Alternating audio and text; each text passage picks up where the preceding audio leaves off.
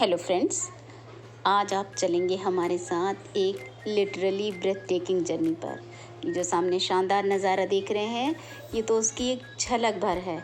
बहुत ही शानदार है।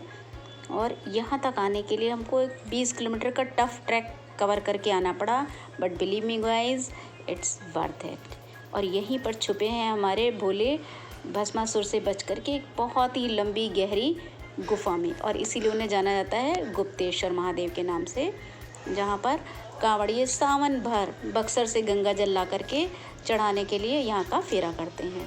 और बिल्कुल किस्से कहानियों की तरह से ये स्थान मौजूद है कैमूर की हरी भरी पहाड़ियों में। यहाँ तक पहुँचने के लिए आपको 7 पहाड़, 7 जंगल, 7 नदी नाले और झरने पार करके पहुँचना पड़ता है।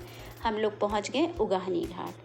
सासाराम रेलवे स्टेशन से चेनारी हो करके आप यहाँ तक आओगे। 30-35 किलोमीटर का डिस्टेंस है। हम लोग ऑटो से पहुँचे यहाँ पे। अब इसके बाद एक 2.5 किलोमीटर का टफ ट्रैक हमको सीधे खड़े पहाड़ पे करना पड़ेगा। बिना हाथ लगाए तो आप चल ही नहीं सकते हो। और इस गुप्तेश्वर महादेव तक पहुँचने के लिए इसी तरह के दुर्गम 3 रास्ते हैं। एक रेहल घाट होकर के, दूसरा ये उगाहनी घाट होकर के, इसके अलावा एक पनियारी घाट होकर के भी है। वो मेरे ख्याल से सबसे ज़्यादा लंबा रास्ता, तो हमने मिडिल वे चुना था। इसके अलावा थोड़ा आसान रास्ते भी, अगर आप पैदल नहीं चल सकते हो तो मोटरसाइकिल से आप करमचट डैम होकर के या ताराचंडी मंदिर होकर के भी आ सकते हो। रास्ते की दुर्गमता आप देख रहे हो। आधा रास्ता लगभग हम तय करके ऊपर पहुंच चुके थे। देखिए नीचे कितना छोटा छोटा सब दिखाई दे रहा है, तो काफ़ी सारा रास्ता ऊपर पहुंच चुके हैं और अभी भी आधा रास्ता ऊपर और बचा है। और ये यहाँ के जो निवासी हैं, छोटे छोटे बच्चे भी सब बिल्कुल नंगे पैर कूदते फांदते ही ये रास्ता कवर कर लेते हैं। लेकिन हम लोगों को चप्पल सैंडल में भी थोड़ा दिक्कत होती है, क्योंकि रेत बालू वगैरह फिसलन बहुत है। देखिए नीचे सब कितना छोटे छोटे दिखाई दे रहा है कि हम काफ़ी ऊपर आ चुके हैं। और ये पहाड़ की ऊंचाई देख करके आप ये समझ सकते हो अभी इतना और चढ़ना, पर रास्ते को एंजॉय करके चलो तो कुछ भी कठिन नहीं है। और यहाँ तक पहुँचने में मुझे 2 लोगों को और भी धन्यवाद देना है। ऑटो में आते हुए मुझे एक गुजरात और राजस्थान की यात्रा करके आई बहन थी और एक चेनारी की बहन थी। तो उन्होंने बहुत यात्रा के बारे में विस्तार से बताया, और जिससे हमारे बहुत सारे कन्फ्यूज़न दूर हो गए। इवन उन्होंने ऑटो वाले का नंबर भी दे दिया था, जिससे हमें पहुँचने में बहुत सुविधा हुई। तो इसके माध्यम से उनको प्रणाम और धन्यवाद कहना चाहती हूँ इस वीडियो के माध्यम से। सावन के सोमवार और इतवार में पूरा रास्ता ये भरा रहता है। और अब ये लगभग 2.5 किलोमीटर का रास्ता तय करके हम लोग 1.25 घंटे में ऊपर पहुँच गए हैं। यहाँ से अपेक्षाकृत समतल रास्ता है, लगभग 8 किलोमीटर का। यहाँ इसी तरह की छोटी छोटी झोपड़ियाँ आपको कई जगह मिल जाएंगी, जहाँ पे आराम कर सकते हो। कुछ खाने पीने का भी आपको सामान मिल जाएगा। और इस यात्रा में एक ऐसी अद्भुत घटना घटी कि परमात्मा पे मेरा विश्वास और दृढ़ हो गया। मतलब हम आधे रास्ते लगभग पहुँचे थे। ये 3-4 किलोमीटर का रास्ता कवर करके पहुँचे थे। एक नदी को पार करके, जैसे भी आगे रास्ते में दिखाएंगे आपको, पहुँचे थे। और किसी ने हमारे हाथ में जो फ़ोन था वो छीन करके, वो कहीं झाड़ी में छुप के कोई बंदा बैठा था और भाग गया। अब जैसे ही ये घटना घटी है, तो उसके बाद तो फिर बदहवास करके, जैसे 2-3 लोगों को जो आगे पीछे थे उनको मैंने चिल्लाया भी। और थोड़ी दूर में ही वहाँ पे राम प्रवेश और इनके साथियों की 2-3 दुकानें थी। ये लोग भी बहुत भले लोग थे, तो इनको भी बताया सारी स्थिति। ये गांव है, ये घटना है भुरकुरा गांव की।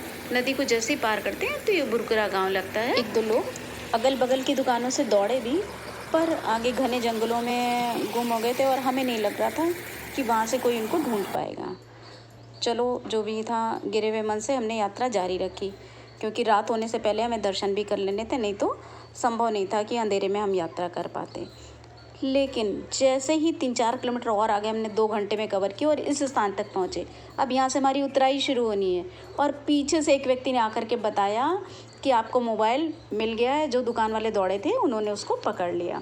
और बस फिर जो बात थी कि आंखों में आंसू था, और जैसे फिर से एक ताकत आ गई।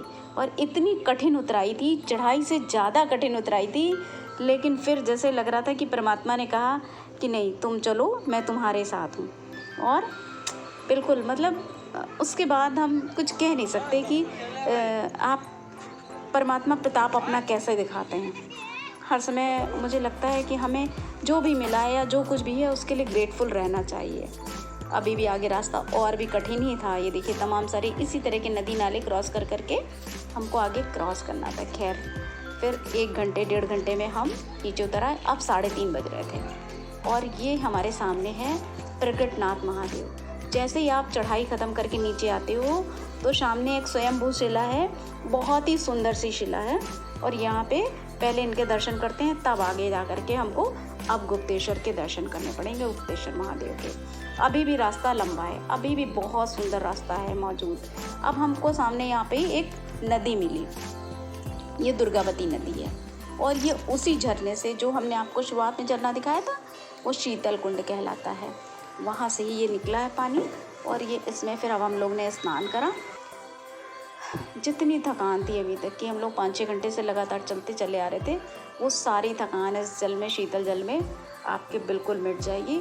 इसी के पास एक झोपड़ी में हम लोगों ने सामान रख लिया कि अभी दर्शन करके लौटेंगे, फिर हम रात में यहीं पे रुकेंगे, क्योंकि इसी के तुरंत बाद से फिर हमें ऊपर वापस चढ़ाई शुरू करनी पड़ेगी, तो इसलिए। और ये सासाराम जो है ये रोहतास जिला लगता है और ये कहते हैं कि हरिश्चंद्र के पुत्र रोहिताश के द्वारा बनाई गई नगरी है। ये देखिए मार्केट है थोड़ी सी। अब यहाँ से एक ये तिकोनिया जैसी पड़ती है, यानी ट्रायंगल शेप में पड़ता है। एक रास्ता जैसे हम आ रहे हैं, दूसरे रास्ते पे मंदिर है और तीसरा रास्ता ये हम आगे फिर यही दुर्गावती नदी का पानी हमको पड़ा और इसको क्रॉस करके अब हम लोग जा रहे हैं उसी झरने की तरफ। ये रास्ता हमको ले जा रहा है उसी झरने की तरफ जो कहलाता है शीतल कुंड। तो जो लोग गंगा जल अपने आप नहीं ला पाते, वो सामने देखिए झरना दिखाई दे रहा है, तो जो लोग नहीं ला पाते अपने साथ गंगा जल, वो यहीं पे आते हैं शीतल कुंड में, यहीं से स्नान करते हैं और फिर यहीं से जल भर करके ले जाते हैं। पर ये रास्ता भी अपने आप में परीक्षा लेने वाला है। तमाम जगह झरने की धाराएं आपको मिलेंगी और ये बिल्कुल नंगे पैर हम लोग अब यात्रा कर रहे हैं। वो जल नंगे पैर लेके आना होता है, तो हम लोगों ने चप्पलें अपले उतार दी थी और यही बिल्कुल शूल जैसे, कांटों जैसे चुभते हुए पत्थर, इन्हीं पर चल करके जाना है। लेकिन जब आप इसके सामने पहुँचोगे, इस झरने के सामने पहुँचोगे, तो वो सब व्यथा कथा वहीं पे तथाकथित रूप से अंत हो जाएगी और आप एक मंत्रमुग्ध वातावरण में आप खो जाओगे।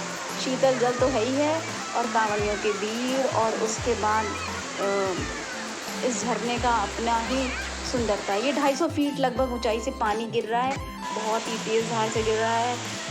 सब लोग इसकी धार को सहन भी नहीं कर पाते, तो हम लोगों तो थोड़ी दूर से स्नान कर लिया।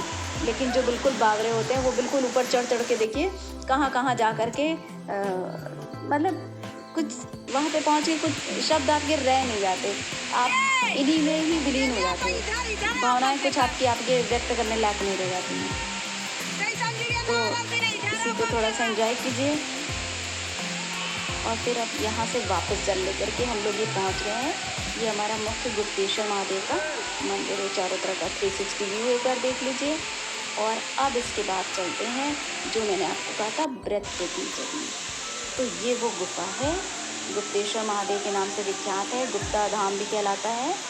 बड़ी सी घंटी है और इसके अंदर जब हम घुसेंगे, यहाँ पे कॉशन लिखा हुआ है बाहर, बिना लाइट की व्यवस्था के अंदर ना जाएं।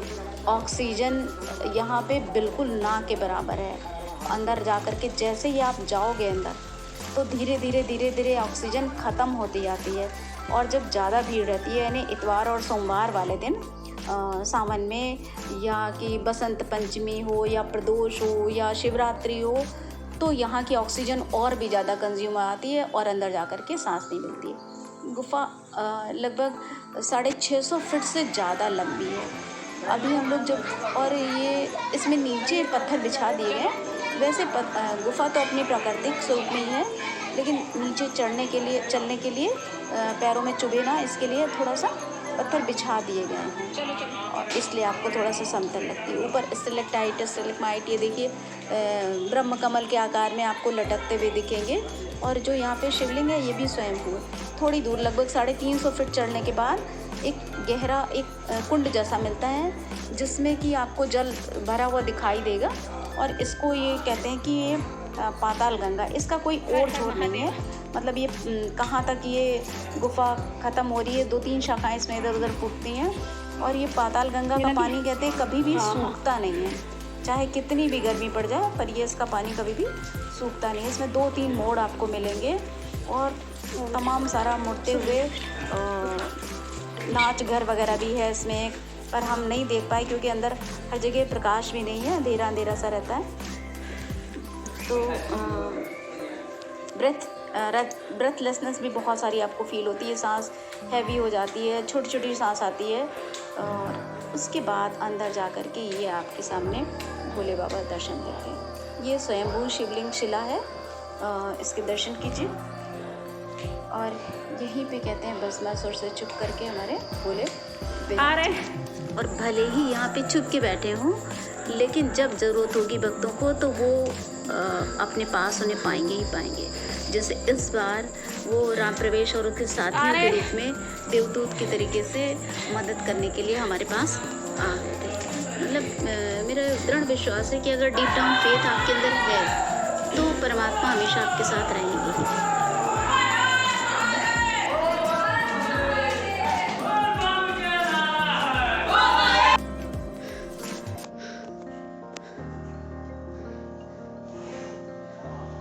दर्शन के बाद हमने लौटने की यात्रा 4 बजे सुबह अर्ली मॉर्निंग शुरू कर दी थी और बिल्कुल अंधेरा था। टॉर्च की लाइट में हम लोगों ने यात्रा शुरू की।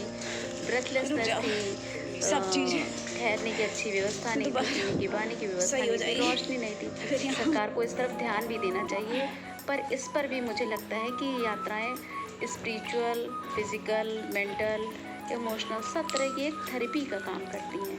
और पहुंचना भी बहुत कोई कठिन नहीं है। बनारस से मात्र ये 2.5-3 घंटे की जर्नी में आप पहुंच सकते हो। तो अगर आप यहाँ तक पहुंच गए हो मेरे साथ यात्रा में, तो अपने भारत को जानो इस ब्लॉग को आप अवश्य सब्सक्राइब कीजिए।